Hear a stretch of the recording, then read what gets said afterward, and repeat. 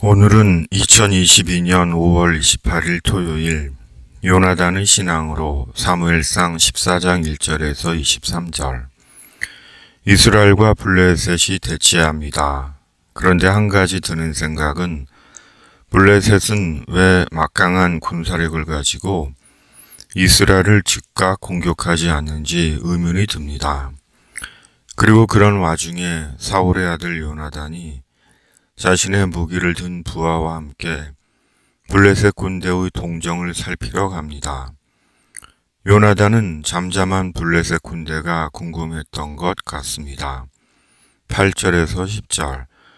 요나단이 이르되 보라, 우리가 그 사람들에게로 건너가서 그들에게 보이리니 그들이 만일 우리에게 이르기를 우리가 너희에게로 가기를 기다리라 하면 우리는 우리가 있는 곳에 가만히 있어서 그들에게로 올라가지 말 것이요.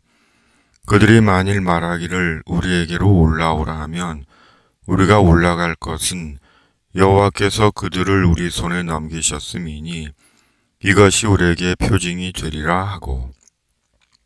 그리고 블레셋 군대로 올라간 요나단은 블레셋 군인 20명 가량을 죽입니다. 12절에서 15절.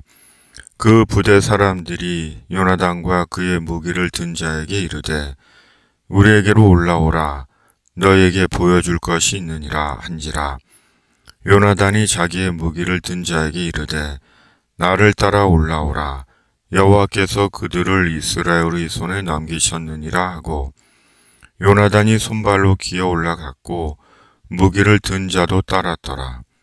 블레셋 사람들이 요나단 앞에서 엎드러짐에 무기를 든 자가 따라가며 죽였으니 요나단과 그 무기를 든 자가 반나절 가리 땅 안에서 처음으로 쳐 죽인 자가 20명 가량이라. 들에 있는 신령과 모든 백성들이 공포에 떨었고 부대와 노략군들도 떨었으며 땅도 진동하였으니 이는 큰 떨림이었더라. 블레셋은 단번에 이스라엘을 괴멸시킬 수 있는 군사력이었음에도 이스라엘을 공격하지 않았습니다. 도리어 요나단과 요나단의 부하에게 무려 20명 가량의 블레셋 군인들이 죽임을 당했고 뿐만 아니라 온 블레셋 군대가 공포에 벌벌 떤 것입니다. 15절 공동 번역입니다. 진지 안에 있는 군대, 전장에 있는 군대, 초소에 있는 군대, 기습부대 할 것 없이 모든 군대가 겁에 질려 벌벌 떨었다. 온 땅이 뒤흔들리고 무시무시한 공포가 내리 덮쳤다.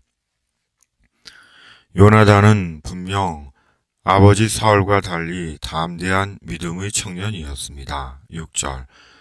요나단이 자기의 무기를 든 소년에게 이르되 우리가 이 할례 받지 않은 자들에게로 건너가자. 여호와께서 우리를 위하여 일하실까 하노라. 여호와의 구원은 사람이 많고 적음에 달리지 아니하였느니라. 요나단은 젊은 나이였지만 하나님에 대한 믿음과 용기로 충만했습니다. 그리고 놀랍게도 블레셋은 그 많은 군인과 무기들이 무용지물이 된 채 패하고 만 것입니다. 그리고 그 모든 것은 하나님께서 행하신 일이었습니다. 20절에서 23절. 사울과 그와 함께한 모든 백성이 모여 전장에 가서 본즉 블레셋 사람들이 각각 칼로 자기의 동무들을 침으로 크게 혼란하였더라.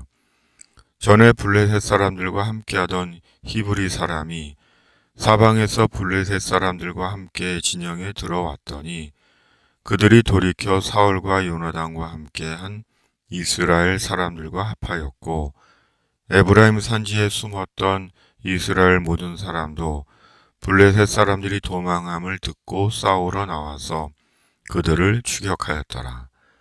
여호와께서 그날에 이스라엘을 구원하심으로 전쟁이 베다웬을 지나니라. 23절의 베다웬은 죄악의 집이란 뜻으로 베델이 우상숭배의 장소로 타락하자 그것을 경멸하여 부른 이름입니다. 부정적인 의미의 지명입니다.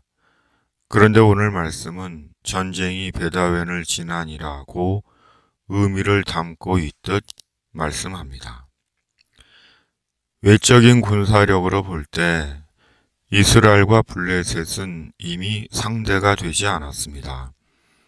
오늘날처럼 미사일도 없고 전투기도 없고 전자장비와 무기도 없이 오로지 사람의 수로 전쟁의 승패가 결정되던 시대에 이스라엘은 이미 블레셋의 상대가 아니었습니다.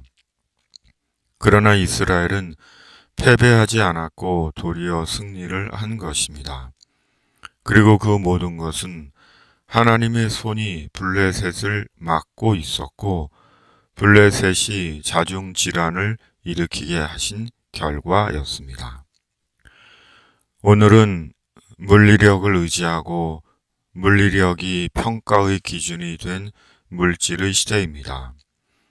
물리력으로 교만하고 사람을 억압하고 비인간적으로 대하는 베다웬 같은 사악한 시대입니다.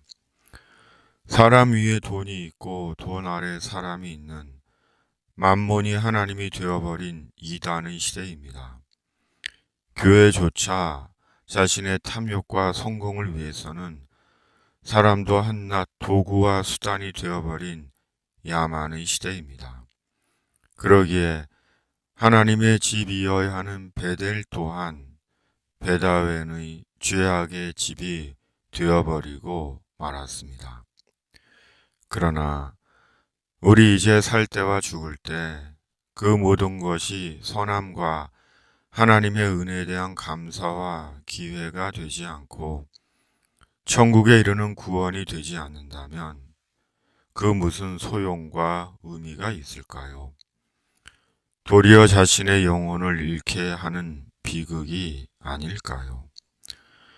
그러므로 하나님께서 행하셔야 합니다. 성령께서 역사하셔야 합니다.